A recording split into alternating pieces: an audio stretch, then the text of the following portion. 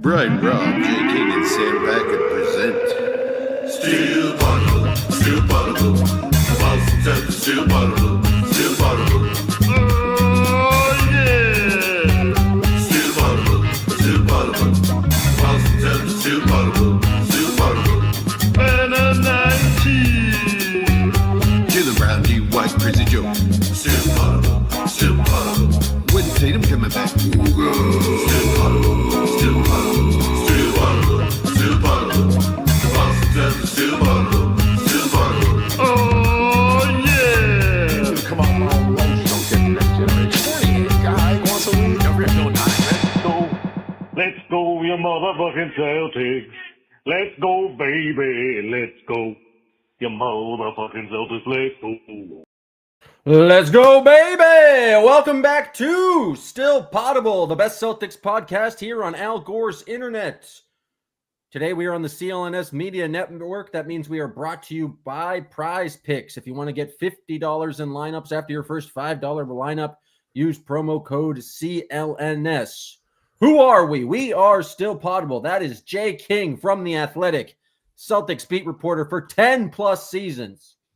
That is Brian B. Robb, another Celtics beat reporter for 10 plus seasons. I am Sam J. Packard. I have been yelling into a microphone about the Boston Celtics also for 10 plus seasons. That's 30 years of Celtics coverage experience coming together. We are Still Poddable. We got 2 free episodes for you a week. Come right here on the CLNS network, also anywhere you get podcasts. But if you want more Celtics content, we got you every single day of the week on our Patreon, patreon.com/stillpoddable. We got game recaps. We got behind the scenes footage because B-Rob and Jay are there at the practices.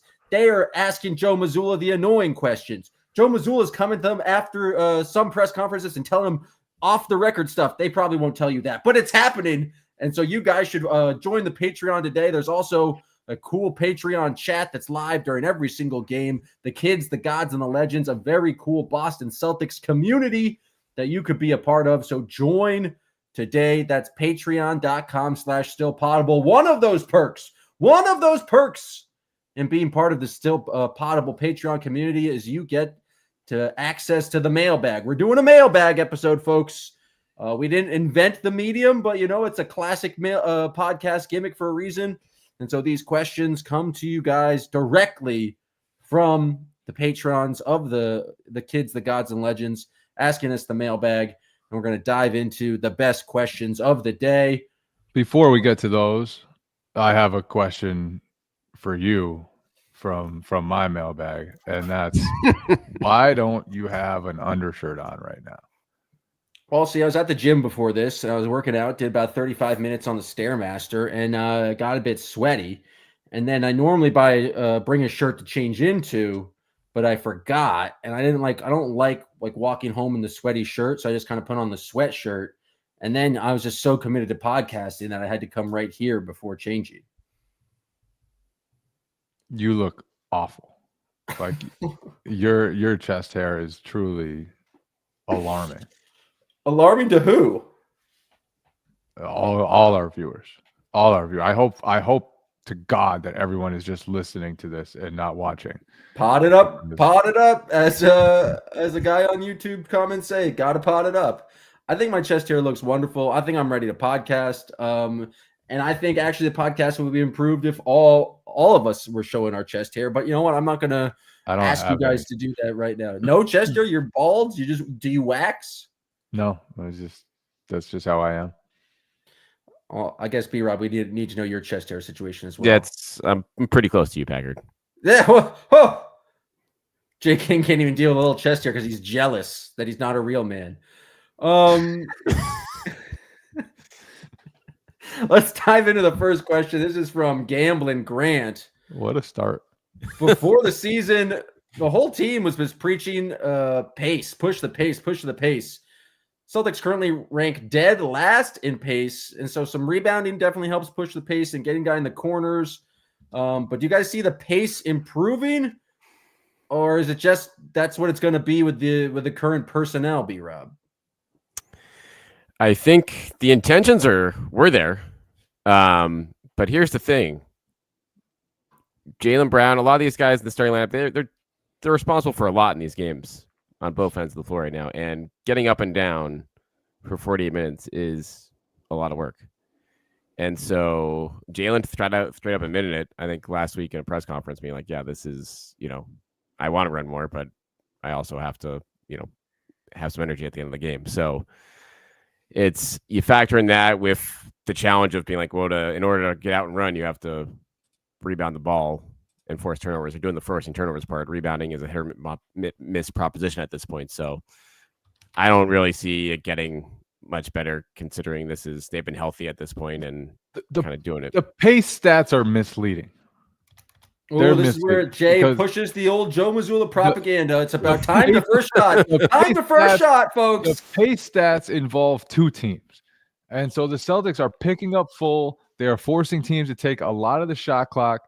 When the Celtics are on offense, they are 12th in time to shot, which is up from 22nd last year. So they are actually playing faster. They are actually getting into their offense earlier. They are actually getting shots up earlier.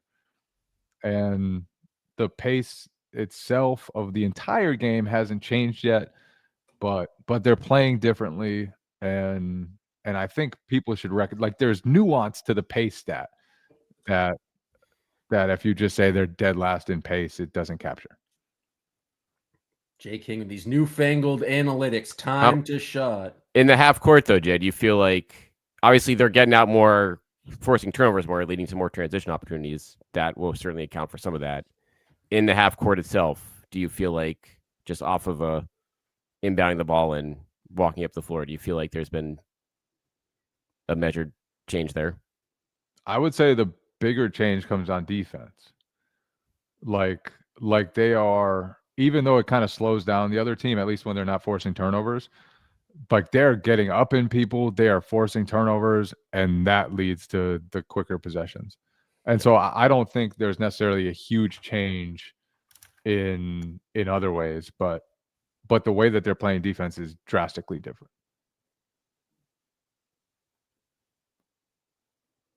Fair enough. Next question from Sarah S., who's actually a legitimate journalist, one of the legitimate journalists we have in the Still Poddable community. She asks, how do you guys rate Joe Mazzulla's performance so far this year? It's different than last year, but he feels more on edge, and he's being hard on guys like the reporters. Does it seem like he's okay, or it's working, or is he just bullying you guys, or bullying the team? How effective, Jay, would you say Joe Mazzulla is being this year with a kind of a lesser team?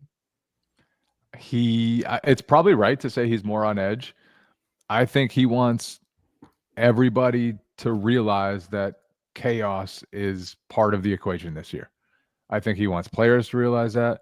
I think he wants everybody to know, like, they need to be able to cause chaos. They need to be able to force turnovers. They need to be able to have young wings who get in there and know, I'm just out here to be energy. I'm out here to get offensive rebounds. I'm out here to mess things up for the other team. I'm just out there to go crazy. And yeah, like he's definitely approached things differently. I think that's why I would grade him pretty highly this year.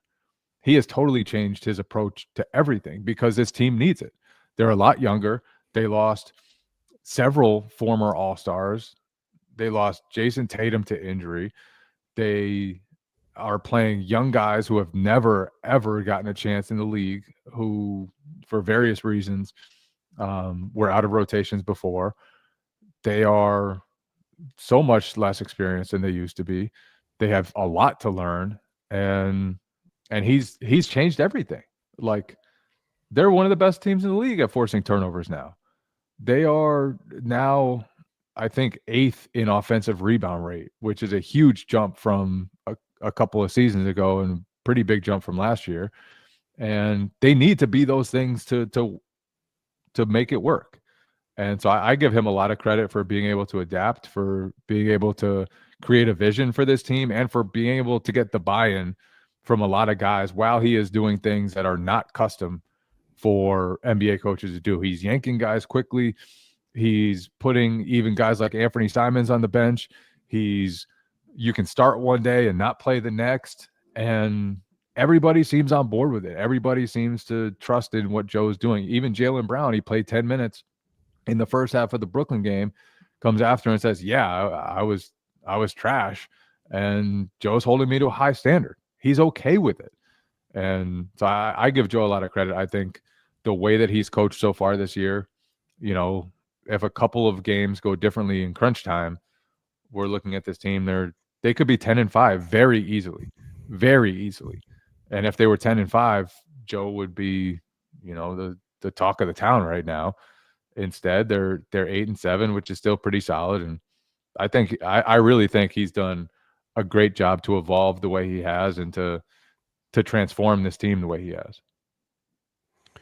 Yeah, you'd take an 8-7 record out of the gate 10 times out of 10 before the start of the season, especially if you got to look at what Derek White and Peyton Pritchard's shooting numbers were to start this year.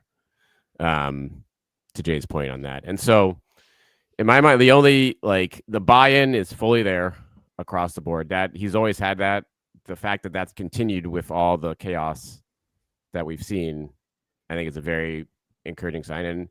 And frankly, I think they've built the kind of roster, like Brad in the front office, that will cater to that will be accepting of that. Like the guys that are here are either you're trying to fight for your life, fight for your NBA life, or you're here and know Joe and your buy-in is there from you. They have the trust. So it's like there's no one. They weren't bringing in a one-year guy that just wants to put up numbers and get their next contract. Like none of those guys are on the roster right now, and so that's a credit to Joe that the buy-in is there for that. And so my only quibble with Joe so far is I think in a couple of those crunch time matchups that you could, whether it's probably more in the players there, but that's just in the course of a 15-game season, you're going to have those come up regardless. Matthew Jensen wants to know, is Jam serious right now with this look? He's not serious. He is totally unserious. It's embarrassing. What can I say? I'm just trying to give the people what they want. I think the thing about this roster is that no one is good enough to not put up with the bullying. Like Jordan Walsh, Josh Minot have had their just minutes completely flipped and tested. But neither of those guys are good enough to be I demand a rotation spot. Luka Garza's certainly not there.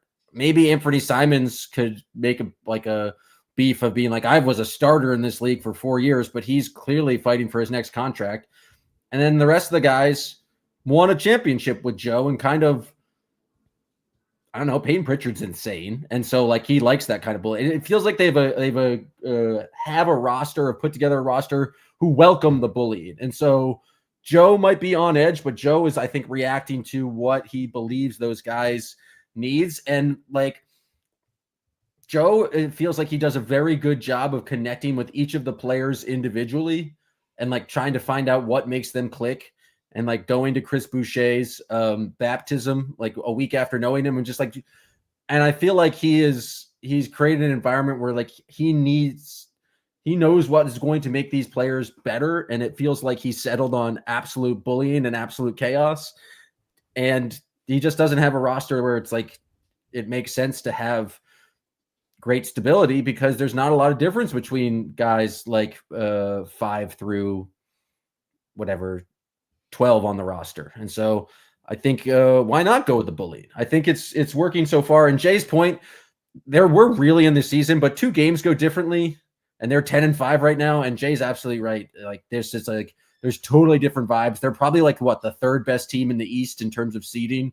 And so, maybe that the Jazz game goes a little bit differently in one of the Sixers games, and all of a sudden we're talking about Joe Mazzulla Coach of the Year. And so I think Joe has done a pretty solid job, but they're also a 500 team and have the worst rating in clutch time. So there's definitely room for improvement. The 26th worst rating in clutch time. So I would give Joe a B+ if I was going to grade him after 15 games, which is still good to get you into. Yeah, why not? Oh, yeah. Sure, why not? Before we get to the next question, let's hear from our dear friends at the Prize Picks. Prize Picks is the best place to make your picks every single day. It's the best place to be right and to get paid. And so if you don't want to miss any of the excitement of this basketball season, go to Prize Picks, where it's good to be right. It's been a very fun basketball season so far. Maybe you could just pick players on the Toronto Raptors for more. Maybe you can pick Jalen Duren for more. Who knows what surprises? But if you've got hot takes and you want to make some money, Prize Picks is the place for you. Prize Picks now offers stacks, meaning you can pick the same player up to 3 times in the same lineup. So if you want to pick more on Jaylen Brown's points, 3-pointers, and assists, now you can pick all 3 of them in the same lineup only on Prize Picks. You can also play in the most flexible way you want. You can choose flex play, where you get paid even if one of your picks misses, or if you want the biggest payouts possible, go for the power play. No matter how you play, Prize Picks is a great way to put your takes to the test. If you want to do that, download the Prize Picks app today. Use code CLNS to get $50 in lineups after you play your first $5 lineup. That's code CLNS to get $50 in lineups after you play your first $5 lineup. Prize Picks. It is good to be right. Now, we're entering the portion of the show I like to call trade speculation and finding a backup center. Earlier this week, I proposed a little bit of a Nick Claxton trade. He didn't exactly play brilliantly in the first game against the Celtics. Maybe he'll redeem himself on Friday night. But this first question about a potential backup center, or starting center in this case, is from Will F. He's asking about a different center. He said, if the Los Angeles Clippers finally decide to put down their old team and have a fire sale, what could a potential Zubac trade look like? And do you think that's a good idea, B-Rob? Like it more than Claxton. Well, yeah, he's a way better player. We'll start there. I don't know, like, yeah. It's what makes sense about it would be the contract is $18 million this year, $19 million next season, and then close to $21 million for the 27-28 season. So that's something that can fit into the budget around Jalen, Jason, and Derek White, and you can probably figure out enough draft capital there. I don't know how deep you want to dig into your treasure chest of assets there to get him, but that's where you move Simon's, maybe 1 or 2 first-round picks, or whatever Simon's contract turns into. I assume this is not going to be a deal that's available to the Celtics until the offseason. I don't think the Clippers are going to blow it up for a guy like him that early, but if they really want to blow it up this offseason and fully start over, then this is a guy that on the Celtics timeline would very much work next to Jason and Jalen. The question is, Jay, like he can't shoot for a big. So I wonder if ultimately like that is the type of big they're going to prioritize more over a guy like this, even though this is a guy that would certainly be starting caliber and do everything else for them. But he's also legitimate all defense level. Yeah. He's enormous, would give them a ton of rim protection. And this is where guys should be setting their sights, not Nick Claxton, who makes more money, by the way. This is where people should be setting their sights, on a difference maker. And I don't know if it's going to be Zubac. I don't know if it's going to be somebody else. But you have to get championship caliber players, because the goal is to win a championship. The goal is not to, upgrade the front court enough to be a tougher out. Like, no, it's to win a championship. And Zubac has improved so much defensively. He kind of reminds me of like Brook Lopez transformation defensively, where early in his career you were kind of like, I don't know about this guy. I don't know if he'll ever be able to defend at the level he needs to. Can't really move his feet. And then all of a sudden it's like, he's a rim protecting monster. And last year he finished 6th in Defensive Player of the Year vote. This year the Clippers are a mess, which is why people are dreaming about this option. But yeah, if Zubac is available, then that's the type of player, that's the type of impact guy that the Celtics should be looking for. Well, we got another question. And he's 28, which is a pretty good age for everything the Celtics want to do. You don't want to wait for a guy to build. You want that guy to be ready to go, and this guy is very much in his prime for the next few years. Alex L asks kind of a similar question. If it's not Zubac, who is like a realistic center to put with this core in the 26-27 season? Like, are there other targets out there to kind of pair with Tatum, White, and Brown? Or do you think you need to like give up maybe a White or a Brown to retool this roster to move forward in 26-27?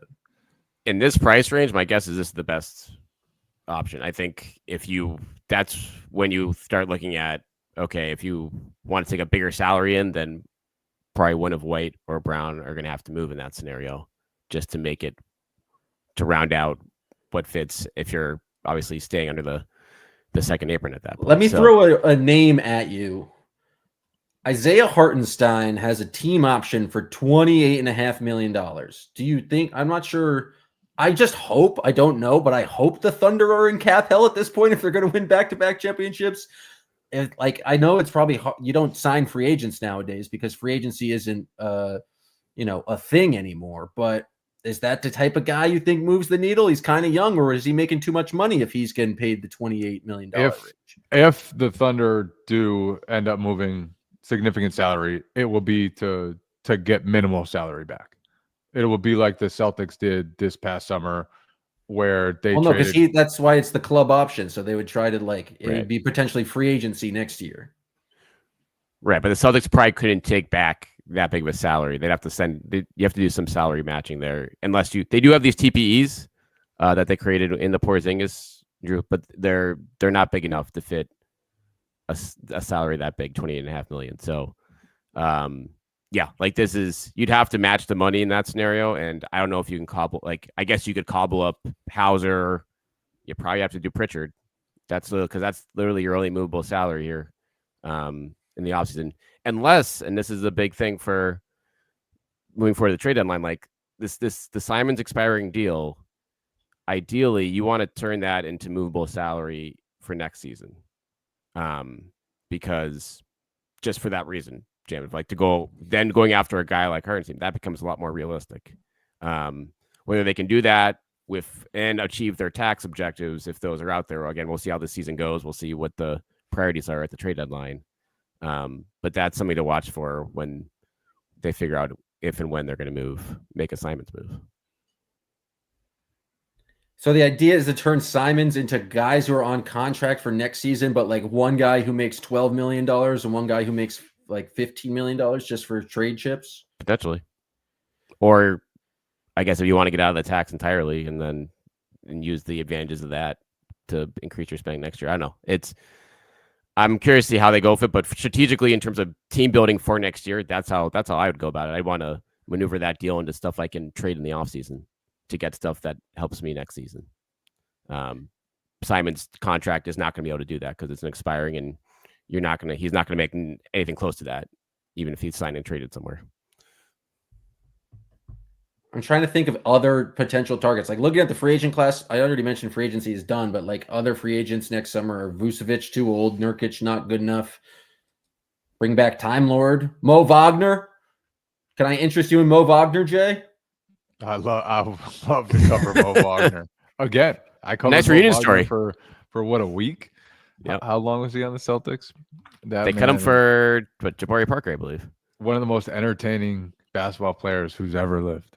Just a bench player who talks utter trash all day long, never stops. I love it. I love watching Mo Wagner play. He has got to be, outside of Dylan Brooks, he might be the biggest irritant in the league. Not wrong. People seem to be obsessed with Walker Kessler as an idea, and he obviously had a great first defensive year, couple seasons. I just don't. He's restricted. See him as a two-way player too. That's not. And the Jazz are going to be bad with or without Walker Kessler, so they don't need to necessarily move him. There's no reason for them to give up out this whole season. Yeah, so, I think you want a more win now proven piece, I think, than Kessler if you're going to make you'd have to give up a lot to get Kessler, and I'm not sure he has a track record to give up a lot for. Right now, the history that we have with Brad Stevens shows, like B Rob said, he went after proven guys who had already like developed, had reached their prime, or Drew's case probably like slightly after his prime, and were ready to come in and probably undervalued, at least in Kristaps's case, undervalued when the Celtics went out and got him. And that's the roadmap for him. And so, yeah, I would agree. There'll be guys that are like Derek White, same thing, like probably undervalued when the Celtics got him. He was 27, 28 years old, like ready to win, totally selfless, like, and that's the type of guys that Brad likes. That's the type of guys he's probably going to go after.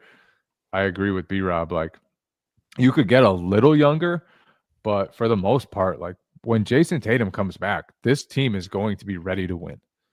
And they'll need one or two guys to solidify their rotation, to give them more options offensively, and to give them more versatility defensively, and probably a little bit more size. And those are like the guys that are out there. I think Zubac would be one of them, but guys who just proven to help and help at a high level when they're on the court.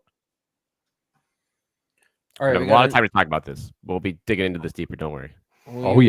Plenty of time. This question's from Jeff P. First, giving a shout out to Trinity Basketball for the win. Bantam Pride. I know Jay's a big Bantams, Trinity baby. I got the Final Four sweatshirt Did they here. win? Did they win the D3 national championship? Yeah, they sure Yeah, did. come on, Packard. This happened last year. Oh, I thought it was like a new thing, but yeah, sure. Bantam Pride. I don't know. I can't really have that much love for a NESCAC rival. Oh, Bowden's trash. Oh, not in electing mayors in New York City. We're kind of number one in that. Well, salute to you on that. But basketball, what really matters, they're trash. But Jeff asks, what is the possibility of a Horford return? He has a 1-year deal with a player option, or the Aussie opts out and comes back to play with JT. Would the Celtics even welcome him back at this point? Are there any hard feelings in the Celtics organizations about him leaving twice? No. I don't know. I was pretty understood both times. I mean, also, he's only apparently good on the Celtics because he has not been great for the Warriors so far this year. Yeah, this is. People are wondering whether he doesn't got it no more. It would be like, what would have to happen with Golden State? I think something needs to go bad in Golden State for that to become a realistic option of like a really bad. I don't think a Jimmy Butler locker room would ever go. Yeah, it is. Listen, and losing, yeah. But yeah, it's clearly he's. I mean, it'll be fascinating when he talks about it more. I know he talked about it already a bit too. Was it Nick Friedel, I believe, at the Athletic J. But him leaving this offseason, I think very much decided, like, if Tatum was healthy, I don't think like he considers leaving. So now, like, his whole tune changed after Tatum got hurt. Right. So like, if Tatum comes back 100% healthy and the Golden State flames out in the first round this year, then I think, I wouldn't expect it, but would it rule it out entirely if he wants to come back here at a minimum? Like, stranger things have happened. I wouldn't count it by any means, but I don't know. Would he have anything left? That's what I was going to say. That's a bigger if you're question, relying on Al Horford and the, whatever, like 18th season to give you anything, he would come back and be a feel-good story and give you, 15 minutes a game? Maybe? Yeah. But that's fine. Like, that's if they go after someone like Zubac or so, like another real center, so you have him, Nemi, and then Horford's your stretch big for 10, 15 minutes a night for 40 games a year in the playoffs, and that's perfect. Because even if he doesn't give you anything, that's like you don't have to rely on it anymore. And the Warriors are, I mean, they're already bringing him off the bench. They're already trying to protect him a ton regardless this year. We'll see how it looks in a few months from now. But Celtics don't want to be in a position where they're relying on him. But at a minimum, of course you take him. Even if he has a trash season this year, I'd still take him on the minimum. I think you got to take him for the vibes. But I think you brought up an interesting point in a question that I've had. So like I brought up Claxton, we've brought up Zubac. Neither of them are stretch bigs. How important do you think it is not necessarily have like a stretch five as the starter, but to have that as part of like the Swiss Army knife? Because one of the things that's made the Celtics special, I think, in their past 2 seasons was they had 5 two-way players, and the stretch bigs, they could play 5 out if they wanted to, but they didn't necessarily have to. Right now, they don't really have a 5-out option, Jay. And so how much does that get taken into consideration when you're kind of searching for this 5 to play around Jason Tatum? Like, how important do you think having a 5-out option on the roster is for this kind of Celtics team building? I think if you can get one, great, but it doesn't have to be a stretch 5. There are, quite frankly, very few stretch 5s who can actually defend at a high level in the league. Like, you could probably count them on one hand. And that was part of what made Horford so valuable. And Porzingis too, is that, yes, they could shoot threes, but they could also hold their own defensively. And that was a huge part of the deal. Like, we've seen Jason Tatum work great with Daniel Tice. We've seen him work great with Luke Cornett. He doesn't necessarily need somebody who's going to be a knockdown 3-point shooter, who's going to have a 3-point volume of 5 or 6 per game. Like, he is fully capable of creating advantages without that. And so I think you get best player available. If the guy can shoot threes, cool. But if not, then you run your offense differently, and it just looks a little bit different than it did the last time they won a title, and that's totally okay too. Yeah, I think that's when you look at the league now too. It's like the number of those guys that are out there, as Jay said, it's just like so limited. And like, who is it would be great to get Bam Adebayo. Like, yeah, great. Yeah, if you want to do something like that, then you're A, praying that the Pat Riley retires, and B, like, you're saying goodbye to the Jaylen Brown or Derek White. So if you want to move forward with the top 3 guys in this roster, then you have to kind of lower your expectations in terms of what's out there, and then which means it might not finding the perfect stretch 5 might not exist, and you have to just find the best lineup to put around whoever that is. And one thing that this season is beginning to crystallize, I would say, is even without Jason Tatum, there's a lot left. There's even without Al Horford, without Kristaps Porzingis, without Drew Holiday, without Luke Cornett, there's a lot left. And like, through 15 games, the Celtics have a +5 net rating. When Pritchard, White, and Brown are on the court, they have been fantastic. You add Jason Tatum back, him alone is going to change things. Then you're only going to need a couple of pieces, because they're finding the young wings. They're finding the young athletic wings that every team needs. They're finding that in Josh Minott, Hugo Gonzalez, Jordan Walsh. These guys can play. And I don't know exactly what they're going to look like as they grow older. I don't know exactly what they'll be, but they can play. And they also kind of found a young big, and like Nimi can play too. I don't know if he's like a starting caliber setter, but he's a role player at this point. He's a rotation big. Yeah. And so I think it's pretty clear that there's a lot left beyond the guys that are proven championship guys that you can build with. And that's exciting, because I wasn't sure about any of that coming into the season, but 15 games in, there's a lot to like. Most encouraging part of the season so far. Like, forget the record. That's it. All right, this question's from Kainoa, our greatest Hawaiian subscriber. He says he likes it. Yeah, he's self-named. Is he sure he's the greatest Hawaiian subscriber? I have not seen any other. I'm just kidding. He's the man. Yeah, we're giving it to him.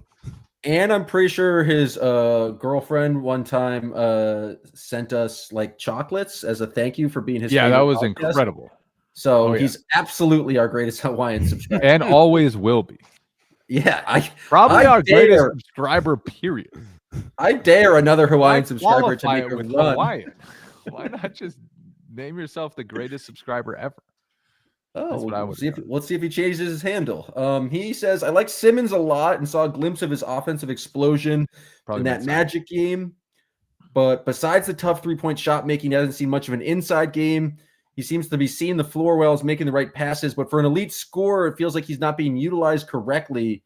What can the Celtics do to make his scoring easier or to get him like better looks for him to get his buckets? And B-Rob, before you answer that question, I'm going to say, sorry, folks, you're going to have to, if you want to hear the answer, you're going to have to subscribe to the Patreon, because part 2 of the mailbag is going to be exclusively for the Patreon members. We got a bunch of questions left.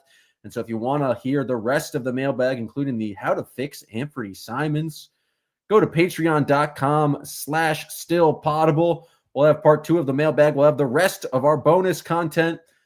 For those listening on the YouTubes, we appreciate you tuning in. But we'll catch you on the other side. Again, that is patreon.com/stillpoddable. And we'll see y'all later.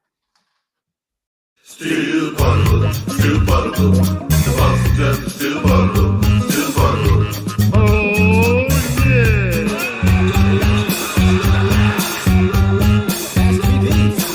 Go down from eating and drinking and all that wild stuff.